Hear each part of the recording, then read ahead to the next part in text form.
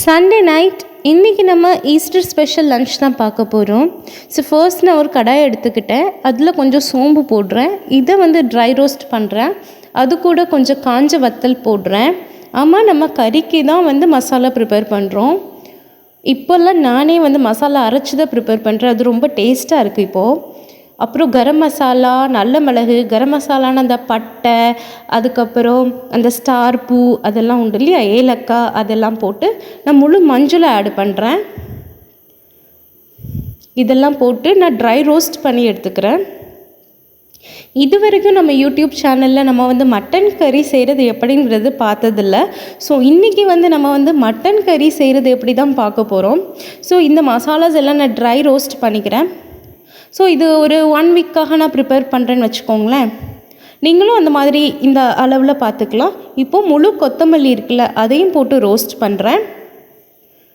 So நம்ம mutton கிரேவிக்கு எப்பயுமே கொஞ்சம் இந்த மசாலாலாம் அரைச்சி போட்டால் ரொம்ப டேஸ்ட் நல்லாயிருக்கும், என்ஹான்ஸ் ஆகும். ஸோ இதிலெல்லாம் ட்ரை ரோஸ்ட் பண்ணி ஆற வைக்கிறேன். இப்போ ஒரு பாத்திரத்தை எடுத்து அதில் நிறைய தண்ணி வச்சு மட்டனை பாயில் பண்ணி 1 ஸ்பூன் உப்பு போடுறேன். இப்போது இந்த மசாலா நம்ம நல்லா ஆற வச்சு பொடிச்சு எடுத்துக்கிறோம். ஸோ மிக்சியில் போட்டு நல்லா ஃபைன் பவுடராக்கிக்கிறோம். ஸோ இந்த பவுட்ரு எனக்கு நியர்லி 1 வீக்குக்கு வரும். ஸோ இது மட்டன் குழம்பு, சிக்கன் குழம்புக்கு மட்டும் யூஸ் பண்ணுற மசாலா. ஏன்னா இதில் நம்ம கரம் மசாலாலாம் போட்டிருக்கோம் இல்லையா, அதனால். இப்போ நம்மளோட மட்டன் நல்லா பாயிலாகி வெந்து வந்துட்டுருக்கு. இப்போது நம்ம பொடி பண்ண மசாலா இருக்குல்ல, அரைச்சி வச்ச கரம் மசாலா, அதை மாதிரி கறி மசாலா இதெல்லாம் சேர்த்து இது 1 ஸ்பூன் போட்டு கிண்டிக்கிறேன். இப்போ நம்ம மட்டன் நல்லா வெந்து வந்துட்டுருக்கு. தேவையான அளவு கொஞ்சம் உப்பும் போட்டுக்கலாம். அப்போ தான் இந்த மட்டனில் உப்பு பிடிக்கும். இப்போ ஒரு கடாயை எடுத்துக்கிட்டேன். கொஞ்சோண்டு ஆயில் போடுறேன்.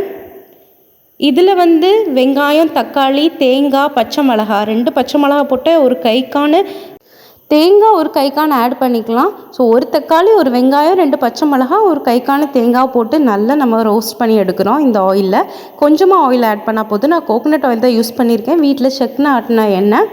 அதுக்கப்புறம் கொஞ்சோண்டு வெள்ளைப்பூடு, கொஞ்சோண்டு இஞ்சி.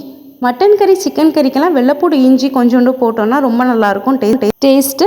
அதுக்கப்புறம் அரைச்சி வச்ச மசாலா, மட்டன் குழம்பு மசாலா 2 ஸ்பூன் போடுறேன். 1 ஸ்பூன் உப்பு ஆட் பண்ணிக்கலாம். இப்போ நான் 1 ஸ்பூன் உப்பு ஆட் பண்ணுறேன்.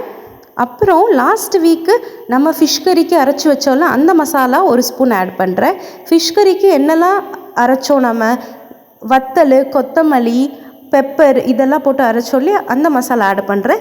இது பழைய வீடியோஸில் பார்த்தீங்கன்னா தெரியும், ஃபிஷ் கறி மசாலா ப்ரிப்பேர் பண்ணுறது எப்படின்னு. இது நல்லா ஆற வச்சு இதை அரைச்சி எடுத்துக்கிறேன்.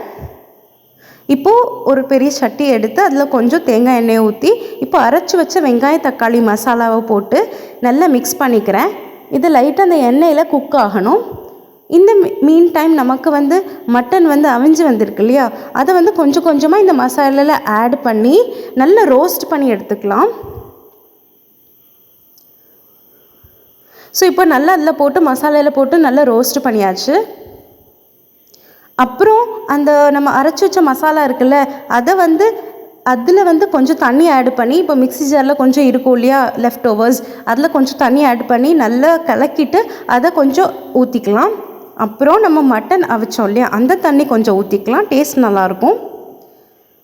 அப்புறம் தேவையான அளவு தண்ணி ஊற்றி நம்ம அதை கொதிக்க வைக்கணும் மட்டனை. இப்போ நமக்கு தேவையான அளவு நம்ம தண்ணி ஆட் பண்ணிக்கலாம். குழம்பு எவ்வளோ கட்டியாக வேணும், இல்லைன்னா எவ்வளோ தண்ணியாக வேணும், அந்த கன்சிஸ்டன்சிக்கு ஏற்ற மாதிரி தேவையான அளவு தண்ணி ஊற்றிக்கலாம். இப்போது நான் கொத்தமல்லியை சாப் பண்ணி போடுறேன். அப்புறம் லெமன் புழிஞ்சு ஊற்றுறேன். ஒரு 1/2 லெமன் தான் புழிஞ்சு ஊற்றினேன். ஸோ இப்போ குழம்பை நல்லா கொதிக்க வைக்கிறோம். உருளைக்கிழங்கு 2 நறுக்கி போடுறேன். இப்போ சோறு நமக்கு ஆயிட்டுருக்கு. இப்போ நம்மளோட மட்டன் கறி rice ready. Easter special lunch ready. ரொம்ப டேஸ்டியாக இருந்துச்சு. இந்த ரெசிபி ட்ரை பண்ணி பார்த்துட்டு கமெண்ட் பண்ணுங்கள் ஃப்ரெண்ட்ஸ்.